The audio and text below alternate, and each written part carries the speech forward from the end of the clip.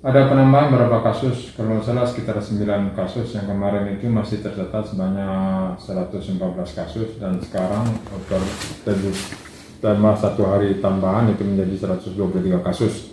Jadi dalam artian ada penambahan sekitar 9 kasus baru terkonfirmasi positif. 9 kasus ini di mana saja, Pak? Ya, masih menyebar juga di Kota Masohi,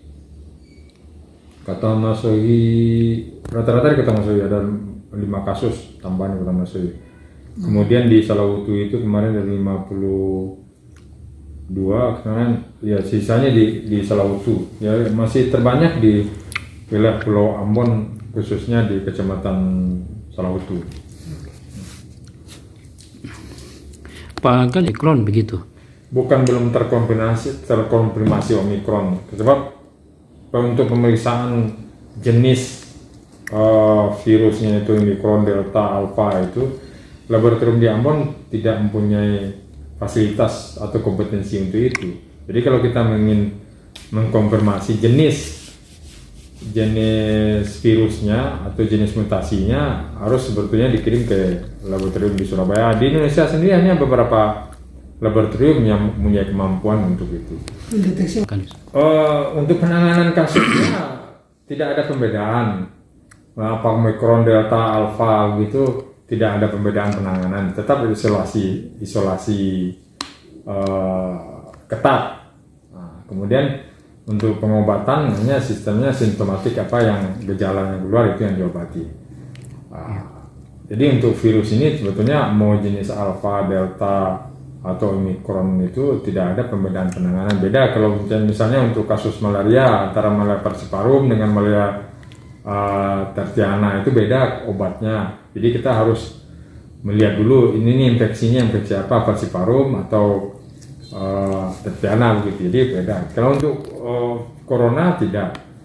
Jadi hanya kita mendeteksi jenis mutasi virusnya saja, tapi kalau dilihat dari gejala klinisnya, di mana ada kekhususan atau spesifikasi tersendiri untuk Omikron, di mana Omikron ini mempunyai gejala yang sedikit lebih ringan dari varian Delta yang lalu. Dan para ahli mengatakan untuk Omikron ini, karena yang diserang itu tidak sampai ke paru-paru, jadi cenderung tidak menimbulkan gejala sesak nafas, hanya karena perkembangannya hanya di sekitar saluran nafas bagian atas, sehingga tidak menimbulkan gejala sesak nafas, cuman ada menimbulkan masalah rasa sakit pada waktu saat menelan di tenggorokan aja. Itu spesifiknya. Dan begitu. Kalau untuk kasus corona kita tidak melihat gejala klinis atau ini, semua harus terkonfirmasi. Baru kita masukkan ke dalam data bahwa itu kasus positif corona. Cuman gejala klinis itu hanya sebagai dasar untuk konfirmasi laboratorium. Bila seseorang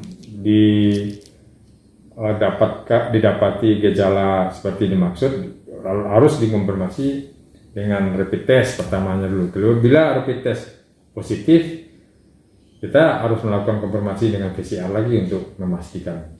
Jadi pemeriksaan terakhir itu adalah PCR, dan kalau memang kasusnya itu positif PCR, baru kita masukkan ke dalam kasus positif.